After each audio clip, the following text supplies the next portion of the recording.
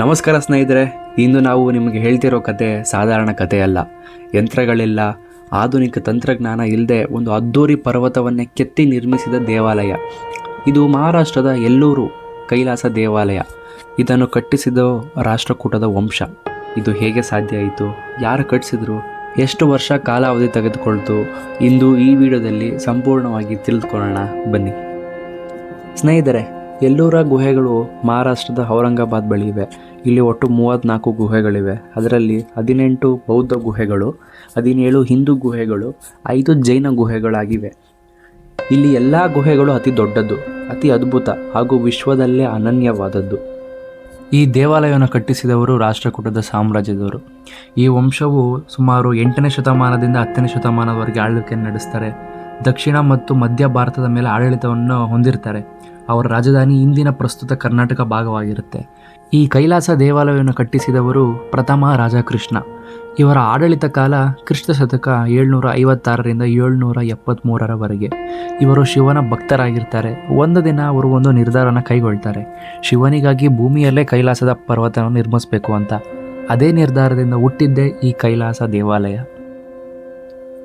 ಸ್ನೇಹಿತರೆ, ಈ ದೇವಾಲಯವನ್ನು ಕಟ್ಟಿಲ್ಲ, ಕೆತ್ತಲಾಗಿದೆ. ಕೆಳಗಿನಿಂದ ಮೇಲಕ್ಕೆ ಅಲ್ಲ, ಮೇಲಿಂದ ಕೆಳಗೆ. ಮೊದಲು ಒಂದು ದೊಡ್ಡ ಪರ್ವತವನ್ನು ಆಯ್ಕೆ ಮಾಡಿದ್ದಾರೆ. ನಂತರ ಮೇಲ್ಭಾಗದಿಂದ ಕಲ್ಲು ತೆಗೆಯಲು ಆರಂಭಿಸಿದರು. ಹಂತ ಹಂತವಾಗಿ ಕೆಳಗೆ ಇಳಿದರು. ಅಂದಾಜು 2 ಲಕ್ಷ ಟನ್ ಕಲ್ಲುಗಳನ್ನು ತೆಗೆದುಹಾಕಲಾಗಿದೆ. ಇದುವರೆಗೆ ಆ ಕಲ್ಲುಗಳನ್ನು ಎಲ್ಲಿ ಹಾಕಿದ್ದಾರೆ, ಎಲ್ಲಿದೆ ಎಂಬುದು ಯಾವ ವಿಜ್ಞಾನಿ ಕೈಯಲ್ಲೂ ಕಂಡುಹಿಡಿಯಕ್ಕೆ ಸಾಧ್ಯ ಆಗಿಲ್ಲ. ಇದು ವಿಶ್ವದಲ್ಲೇ ಒಂದು ಕಲ್ಲಿನಿಂದ ನಿರ್ಮಿಸಿದ ಅತಿ ದೊಡ್ಡ ರಾಕ್ ಕಟ್ ದೇವಾಲಯ ಆಗಿ ಗುರುತಿಸಿಕೊಂಡಿದೆ. ಸ್ನೇಹಿತರೆ, ಇಲ್ಲಿ ಮತ್ತೊಂದು ಅಚ್ಚರಿ ಏನೆಂದರೆ, ಕೆಲ ಇತಿಹಾಸದ ಪ್ರಕಾರ ಕೇವಲ 18ರಿಂದ 20 ವರ್ಷಗಳ ಕಾಲ ಅವಧಿಯನ್ನು ತೆಗೆದುಕೊಂಡಿದ್ದಾರೆ. ಸಾವಿರಾರು ಕಾರ್ಮಿಕರು, ಶಿಲ್ಪಿಗಳು, ಇಂಜಿನಿಯರ್ ಜ್ಞಾನ ಹೊಂದಿದ್ದ ಕಲಾವಿದರನ್ನು ಆಯ್ಕೆ ಮಾಡಿ ಈ ದೇವಾಲಯವನ್ನು ನಿರ್ಮಾಣ ಮಾಡಲಾಗಿದೆ ಎಂದು ಹೇಳಲಾಗುತ್ತೆ. ಈ ದೇವಾಲಯವು ಶಿವನ ನಿವಾಸದ ಕೈಲಾಸ ಪರ್ವತದ ಪ್ರತಿರೂಪ. ಸಂಪೂರ್ಣವಾಗಿ ದ್ರಾವಿಡ ಶೈಲಿಯಲ್ಲಿ ಇದೆ.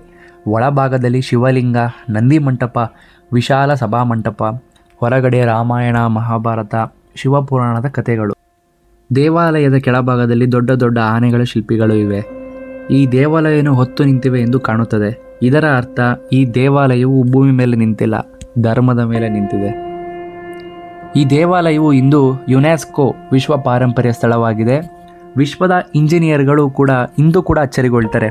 ಯಾಕಂದರೆ ಅಲ್ಲಿ ಕೆತ್ತಲಾದ ಕಲ್ಲುಗಳನ್ನು ಎಲ್ಲ ಹಾಕಿದ್ರು ಹಾಗೂ ಹೇಗೆ ಅಳತೆ ಮಾಡಿದ್ರು, ಒಂದು ಕಲ್ಲು ಕೂಡ ತಪ್ಪಿಲ್ಲದೆ ಹೇಗೆ ಕೆತ್ತನೆ ಮಾಡಿದ್ರು ಎಂದು ಅದೊಂದು ಸಂಪೂರ್ಣ ಉತ್ತರ ಇದುವರೆಗೂ ಯಾರಿಗೂ ಕೂಡ ಸಿಕ್ಕಿಲ್ಲ. ಸ್ನೇಹಿತರೆ, ರಾಷ್ಟ್ರಕೂಟರು ಕೇವಲ ರಾಜರಲ್ಲ, ಅವರು ಮಹಾ ನಿಪುಣರು ಹಾಗೂ ವಿಜ್ಞಾನಿಗಳು, ಕಲಾವಿದರು. ಕೈಲಾಸ ದೇವಾಲಯವನ್ನು ಅವರ ಶಕ್ತಿ, ಭಕ್ತಿ ಮತ್ತು ಬುದ್ಧಿಯ ಚಿಹ್ನೆಯಾಗಿದೆ. ಇಂದು ನಾವು ಹೆಮ್ಮೆ ಪಡಬೇಕು. ಯಾಕಂದರೆ ಸಾವಿರಾರು ವರ್ಷಗಳ ಹಿಂದೆ ಯಂತ್ರಗಳಿಲ್ಲದೆ ಇಷ್ಟು ಅದ್ಭುತ ನಿರ್ಮಾಣ ಸಾಧ್ಯವಾಯಿತು. ಇದು ಭಾರತದ ನಿಜವಾದ ಇತಿಹಾಸ.